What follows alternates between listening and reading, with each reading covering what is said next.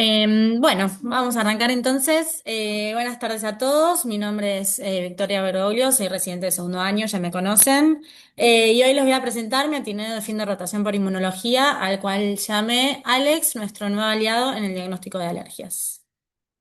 Bien, antes de arrancar, lo que vamos a hacer es definir qué es la alergia, ya lo conocen, pero bueno, nunca está de más, que la alergia es una respuesta inmunológica de hipersensibilidad frente a sustancias normalmente inocuas del ambiente, o conocidas como alérgenos, en individuos predispuestos genéticamente. Afecta aproximadamente del 20 al 30% de la población mundial, su prevalencia continúa aumentando y, como bien sabemos, impacta significativamente en la calidad de vida del paciente y en los costos sanitarios. Y las enfermedades alérgicas más frecuentes que conocemos son la rinitis alérgica, la dermatitis atópica, el asma alérgico, la alergia alimentaria y la complicación más grave que es la anafilaxia.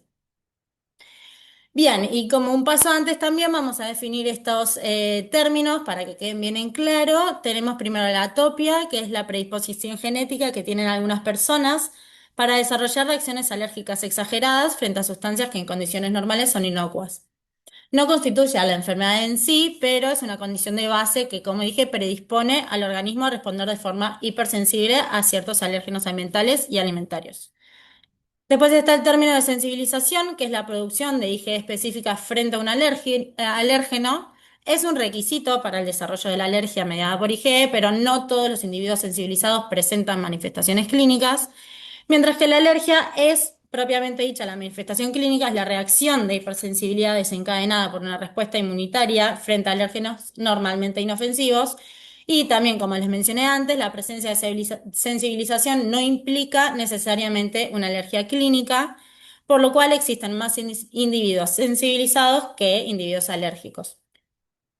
Bien, y ahora, antes de meternos bien en lo que es la alergia, vamos a recordar un poquito del mecanismo, digamos, del sistema inmune, que cuando ingresa un patógeno al microorganismo, digamos, a nuestro cuerpo, va a ser reconocido por una célula dendrítica, la cual va a endocitar al patógeno, lo va a procesar y lo va a presentar en el complejo mayor de histocompatibilidad de tipo 2 para migrar al ganglio linfático y presentarlo, digamos, a los linfocitos T CD4 positivos vírgenes.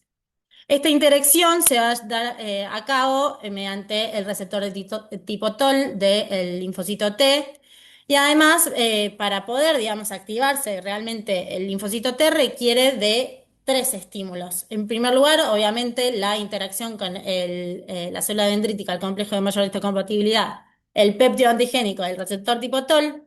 Después está la interacción del C8, CD80, CD86 con el CD28 del linfocito T y además va a interferir, digamos, bastante el entorno de citoquinas en el cual se presente. Y esto va a depender del patógeno del cual se trate.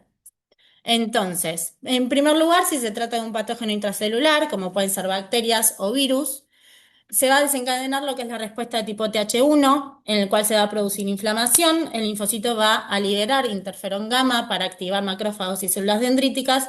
Y además va a estimular la respuesta citotóxica para, digamos, combatir a estas células infectadas para producir su apoptosis y la consecuente eliminación del patógeno. Y por otro lado, tenemos a la respuesta contra parásitos o también a los alérgenos, que tenemos que es la respuesta tipo Th2, en el cual el linfocito va a liberar interleuquina 4 para estimular la producción de anticuerpos.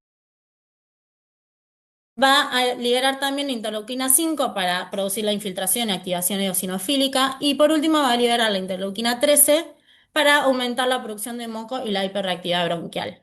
Entonces, resumiendo un poquito todo esto. A grandes rasgos, el rol del sistema inmunitario es reconocer y eliminar agentes potencialmente dañinos y al mismo tiempo mantener la tolerancia frente a tejidos propios, ¿no? Pero bueno, como bien sabemos, esta tolerancia puede perderse, pues se puede llevar a cabo una reacción descontrolada, digamos, del sistema inmunitario, produciendo así daño tisular. Y estas reacciones son conocidas como reacciones de hipersensibilidad y tenemos cuatro tipos. En primer lugar, tenemos la reacción anafiláctica, que es la mediada por IgE. Después tenemos la citotóxica, que es la mediada por anticuerpos contra antígenos tisulares. Luego tenemos la tipo 3, que es mediada por complejos inmunes, y por último la retardada o tipo 4, que es mediada por linfocitos T. Como ya estarán intuyendo, en esta TNA nos vamos a centrar en la anafiláctica, que es la mediada por IgE, en el cual se consta de dos fases. En primer lugar, tenemos la fase de sensibilización, que como les mencioné antes, a la primera vez, digamos, que ingresa el alérgeno al individuo, digamos, en las mucosas, va a ser reconocido por las células dendríticas. Esta va a viajar al ganglio linfático, la va a presentar al linfocito T CD4 positivo virgen y va a desencadenar la respuesta tipo TH2.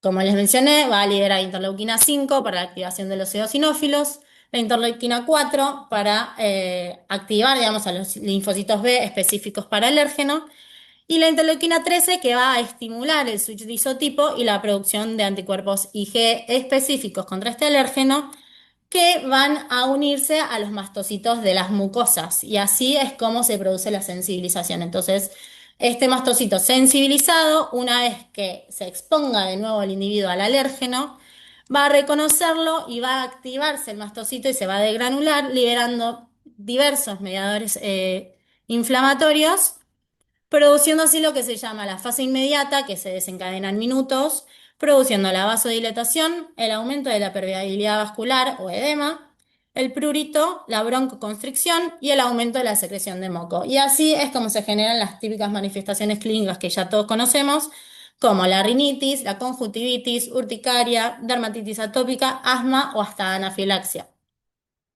Pero también existe lo que es una fase tardía, que puede suceder entre las 4 y las 24 horas de esta nueva exposición. No todos los individuos la desarrollan, pero puede suceder que lo que sucede es un mayor reclutamiento de eosinófilos, basófilos y linfocitos TH2 que se liberan así proteínas y mediadores inflamatorios de manera crónica, produciendo la inflamación persistente, el daño tisular y el remodelado. Bien, ahora yendo más a lo que nos compete, ¿cómo es el diagnóstico de una alergia? Bueno, esto consta de tres pilares. En primer lugar, hay que identificar el o los alérgenos causantes. Luego hay que determinar la presencia de IgE específica contra ese o esos alérgenos. Y por otro lado, tenemos que comprobar que ese alérgeno produzca verdaderamente sintomatología. Pero hoy nos vamos a enfocar en lo que es la identificación de estas IgE específicas contra el alérgeno y tenemos en primer lugar lo que son las pruebas cutáneas y las pruebas in vitro. Las pruebas cutáneas lo que hacen es detectar la IgE específica para el alérgeno en la superficie de los mastocitos cutáneos del paciente. Y las pruebas in vitro consisten en diversos inmunoensayos para la búsqueda de estas IgE específicas alérgenos. Bien, primero que todo vamos a hablar un poquito de lo que son las pruebas cutáneas. Tenemos lo que es el método punción-punción, que lo que se realiza es la aplicación de gotas de soluciones de extracto de alérgeno en la superficie volar del antebrazo o en la espalda. Hay ciertas consideraciones que hay que tener en cuenta, que es realizar un control positivo y un control negativo. El control positivo va a ser una gota de histamina y el control negativo una solución salina. Luego hay que tener en consideración de que se tenga 2 centímetros entre aplicación para que no se genere, digamos, una mezcla entre los extractos. Y por otro lado, como toda prueba, hay que tener en cuenta las contraindicaciones que pueda llegar a presentar el paciente, como por ejemplo, primero que todo, que la superficie, digamos, cutánea esté intacta, digamos, que no tenga lesiones, que el paciente no esté tomando antihistamínicos, también si el paciente sufrió hace relativamente poco tiempo alguna reacción de anafilaxia, puede llegar a llegar un falso negativo por un agotamiento, digamos.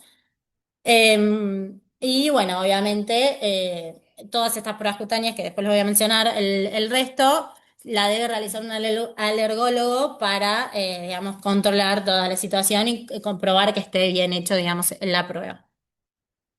Bueno, y un resultado positivo se mide como una pápula, es decir, una roncha y un eritema, que algo que después voy a mencionar es que un positivo es una alergia probable. Y luego un resultado negativo de decir que no hay alergia, no se observa ninguna pápula ni reacción.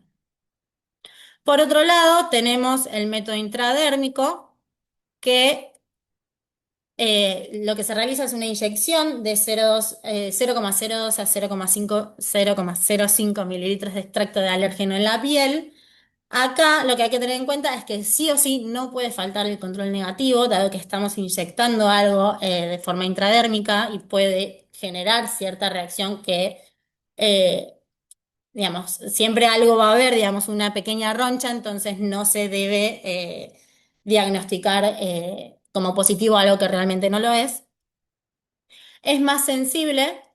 Y como ya les mencioné, hay falsos positivos más frecuentes. Y acá, bueno, la lectura positiva hace una pápula mayor o igual a 3 milímetros y un negativo una pápula menor a 3 milímetros. Ahora, hay que tener en cuenta, y súper importante, que una prueba cutánea positiva por sí sola no es suficiente para establecer un diagnóstico. Esto es lo que yo les decía de la alergia probable, por lo cual sí o sí se deben realizar pruebas in vitro para sustentar, digamos, el resultado de la prueba cutánea. Como les mencioné, primero tenemos los inmunoensayos para IgE específicos para alérgenos. Todos conocemos cómo funciona un ELISA, un inmunoensayo.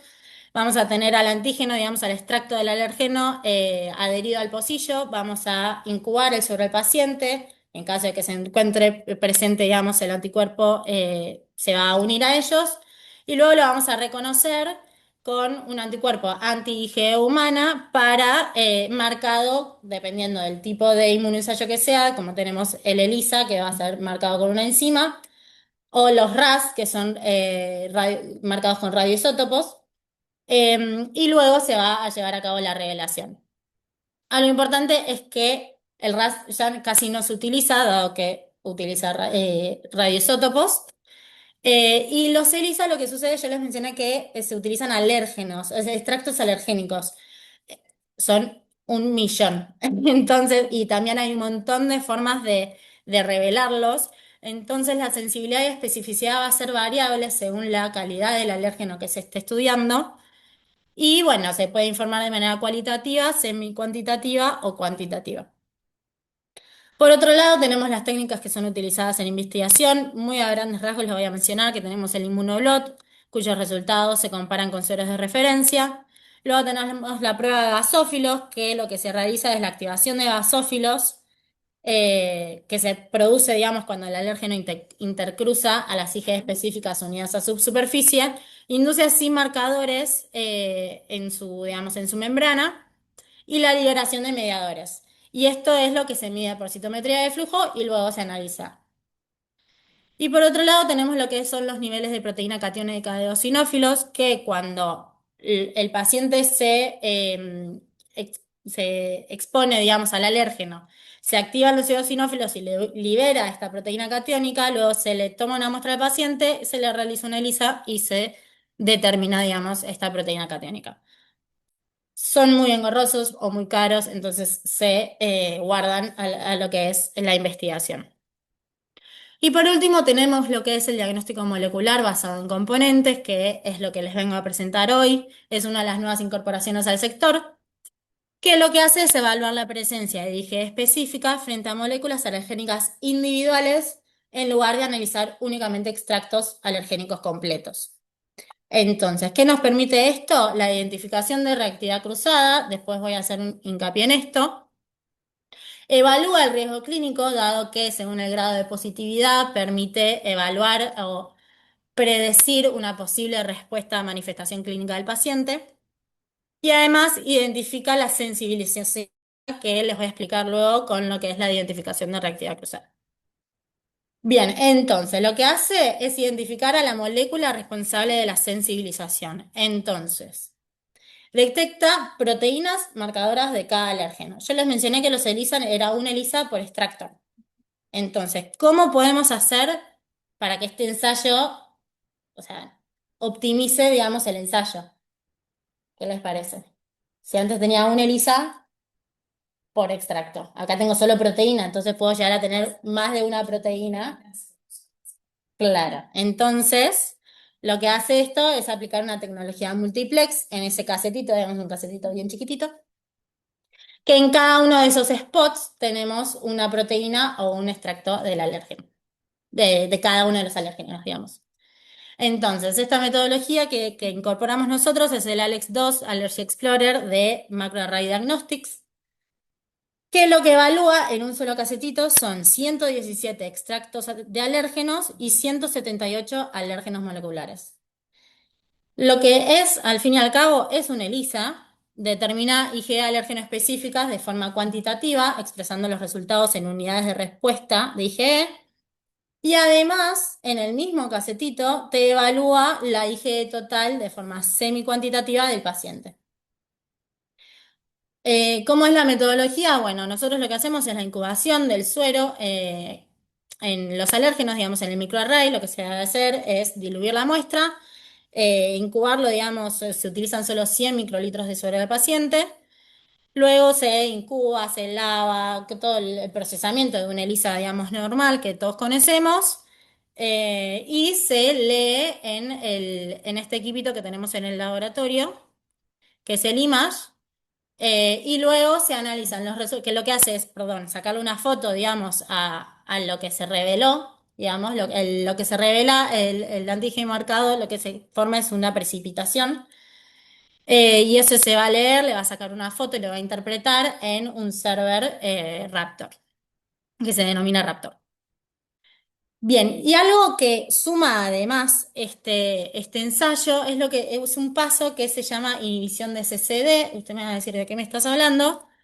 Bueno, lo que hace es una neutralización de anticuerpos IgE dirigidos contra determinantes carbohidratados de reactividad cruzada. Ahora, ¿qué son los CCD? Bueno, estos son azúcares presentes en distintos alérgenos, múltiples alérgenos ambientales digamos, de insectos, como especias, venenos de insecto, polen, frutas y frutos secos. Poseen estas moléculas de carbohidratos, digamos, unidas muy similares entre sí, digamos, entre cada uno de estos alérgenos en sus proteínas, por lo que el 30% de las personas alérgicas producen anticuerpos dirigidos contra estos azúcares.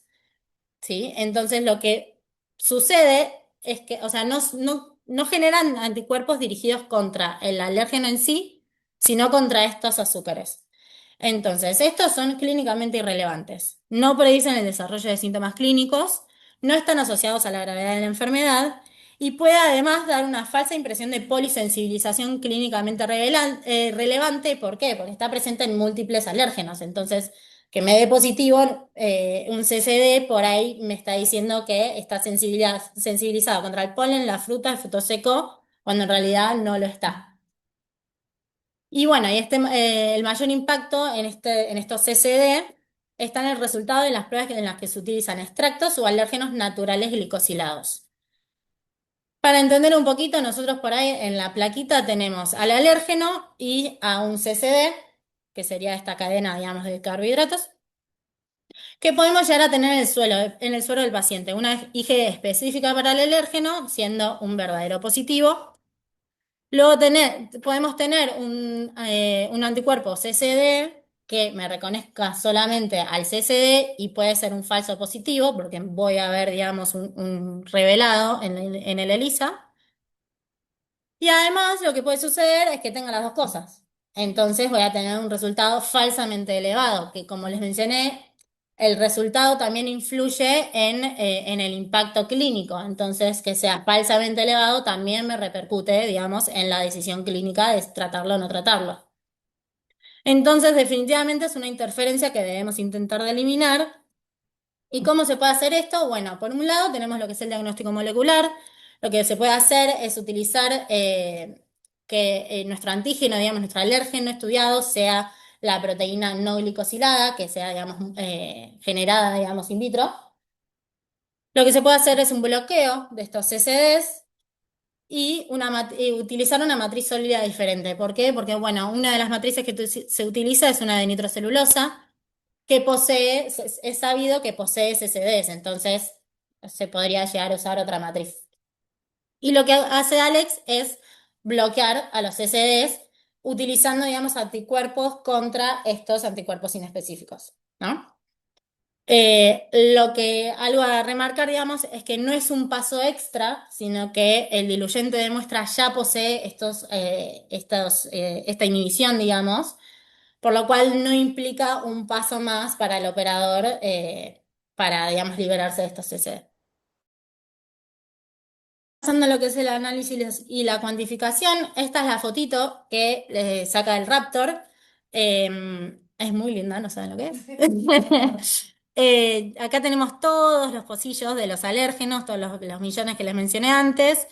Además posee un control interno, que son estos de las puntas, que si ya eso arroja un resultado erróneo, ya me inhabilita, digamos, el cassette.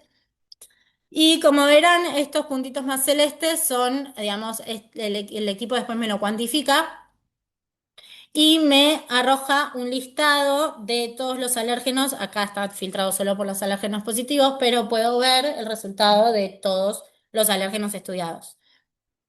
Em, Luego te genera automáticamente el informe son 14 páginas.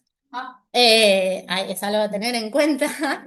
Pero en primer lugar, vos abrís el informe y lo primero que te manda es un resumen de todos los alérgenos, digamos, clínicamente relevantes. Y además un resumencito de un grado, una escala de sensibilización, digamos, va desde el negativo a dudoso hasta un nivel de IgE muy alto y con sus respectivos intervalos. Y como verán, es muy fácil visualizarlo, digamos, simplemente con los colores. Pero no solo esto, sino que además te suma toda la lista de todos los alérgenos estudiados, tanto las proteínas, si es molecular o si es un extracto, digamos, a qué familia se lo atribuye y el resultado que arrojó, digamos, ¿no? Por eso es que son 14 páginas de informe. Y por último, está buenísimo esto, es que, bueno, que yo les mencioné que te informa, digamos, de forma semi-cuantitativa la IgE total del paciente y que además te informa, o sea, te da información acerca de reactividad cruzada alergénica. Y este apartado va a depender de los resultados que obtuvimos del paciente. Entonces, yo si por ejemplo este paciente nos dio que tenía tropomiosinas, NPC2, bastante, algunas positivas, entonces te va a decir que, por ejemplo, las tropomiosinas presentan un muy elevado grado de reactividad cruzada. Entonces, no te está haciendo una interpretación de a qué es alérgico el paciente, sino que obviamente va a requerir que el médico lo evalúe y mire de forma, digamos, global todos los alérgenos y que además es dirigido al paciente. Entonces, si yo después proceso otro paciente y no tengo tropomiosinas, no me va a salir este apartado de que tropomiosinas tiene un grado alto de reactividad cruzada. Nada, eso me pareció que es re piola. Em, Bien, y este informe de 14 páginas, como dirán, ¿cómo lo subo al Labcore? Voy a subir todo del menor a 0,1 en cada uno de los alérgenos. Bueno, no. Lo que se está haciendo es, se está buscando una forma de subir este informe a la historia clínica del paciente para que lo pueda ver tanto el médico como el paciente, digamos, sin tener que estar uno a mano, digamos, pasando alérgeno por alérgeno, extracto por extracto, para no primero volverse loco y disminuir y así el error de transcripción. Entonces no pasaría por el LabCorp, pasa directamente. Pasa al lab con lo que se pone justo ahí es un paso que sumamos hoy, así que creo que no sé. eh, Se pone una nota de ir a verlo. Claro, sí, sí. O sea, sí, siempre pasa porque tiene el mismo número o sea, interno nuestro, todo eso sí. Em, Bien, entonces, ¿cuál es el impacto en la incorporación del ALEX? Bueno, para laboratorios, esta metodología multiplex que utiliza un poco volumen de muestra, la mencioné, utiliza solo 100 microlitros de muestra de paciente, aumenta el rendimiento diagnóstico y además esta inhibición de CCD incorporada lo que hace es disminuir la cantidad, digamos, de falsos positivos. Y para el equipo médico lo que hace es brindar un perfil molecular completo, una mejor interpretación y una menor incertidumbre diagnóstica, porque si piensan en lo que son los ELISA, el médico tiene que ir descartando posibles alérgenos para ver cuál pedirle. Acá no hace falta. Bien, entonces, para concluir, para llevarnos a casa que el diagnóstico definitivo de una alergia mediada por IgE requiere tanto de la sensibilización como los antecedentes de signos y síntomas clínicos tras la exposición al alérgeno. Hay que tener en cuenta que en determinados ámbitos de aplicación, por ejemplo en una alergia alimentaria, Los anticuerpos IgE circulantes pueden permanecer indetectables, aunque exista una manifestación clínica de alergia alimentaria contra un determinado alérgeno, por toda digamos, el procesamiento o el procesado de ciertos alimentos que puede llevar a cabo la industria. Y no, digamos, no identificar exactamente que sea esa la proteína o que tenga alguna variante o algo por el estilo. Y bueno, que la incorporación de nuevas tecnologías para el diagnóstico de alergias es sumamente importante, dado que su prevalencia continúa en aumento e impacta significativamente en la calidad de vida de los pacientes. Esta es la bibliografía consultada y muchas gracias. ¿Alguna pregunta? Es una metodología que ya está puesta a punto, que ya está, digamos, ya está abierta, digamos, ya se están procesando pacientes. Es muy nueva, es muy cara, no lo dije, o sea, por más de que sea, digamos, es muy divina para ser verdad, es verdad, pero, digamos, no se le hace a cualquiera. ¿Cuál es el perfil del paciente para que le indiquen? Y cuando el negro está sido perdido, que no Claro, sabemos bien a qué, entonces con esto ya Claro, cuando está orientado va directamente a la Claro. ¿Cuántos alérgenos en total evalúa? Son como 200 y pico, sí. Y encima ahora, yo mencioné el Alex 2, ahora nos vino un kit de Alex 3, entonces como que también sigue desarrollándose y aumentando, digamos, el número de alérgenos. Claro, tal cual. Claro. ¿Y cómo lo validaron? Bueno, bastante engorroso, no sabíamos cómo hacerlo, entonces la gente que lo comercializa trajo muestras de allá de Uruguay, de un centro de referencia de Uruguay que es, creo que se llama Suren Laboratorio, y bueno, hicimos una comparativa. Y dio bastante bien. Pero no lo hicieron con muestra de pacientes, por ejemplo, alérgicos a una cosa, o sea, no probaron los 200 y... No, ellos trajeron muestras así variadas de tres negativos y creo que fueron como 10 muestras en total. Okay. Y además nosotros largamos control positivo y negativo que compramos aparte de llorar. Y bueno, entonces... Igual tampoco alcanza para diagnosticar a un paciente. No, no. No. O sea, No, porque tenés que corroborar que tenga manifestaciones clínicas. Pero ponerle que tenga acción clínica de esto, igual después te faltaría hacer como declarar la alergia, si te reacciona directamente la alergia, no, o ya con esto va a salir. Esto reemplaza la cutánea, ¿no? No, para mí no. Para mí está dentro de... Necesarias para... Sí. para- Es como que son todos pilares para... Sí. Fuera el erogeno que cause la reacción directa, digamos. A eso iba. Sí, pero ahora hay que especificar dónde la Y por eso detectamos que A mí me pudo mucho la sensibilidad, ¿no? Las Claro. por ahí son muy sensibles. Sí. No, porque hay pacientes que son alérgicos a un montón de cosas. Sí. Claro, entonces Entonces, para la cutánea, Tengo una pregunta de lo de la atopia. Sí. ¿Sí son factores genéticos o pueden ser también condiciones adquiridas a lo largo de... Hablaba mucho de la predisposición. No se conoce bien, digamos, el grado de predisposición genética, pero en todos lugares donde busqué la definición de atopía decía eso, que era una predisposición genética. Y epigenética. Claro, bueno, por ahí lo vi, sí. Sí. Bueno, ¿no hay ninguna pregunta? Sí. Está disponible, tienen pueden hacer. Está disponible exactamente si tienen. abren cosas. Bueno, no se olviden de llenar el form de asistencia y nos vemos el jueves que viene.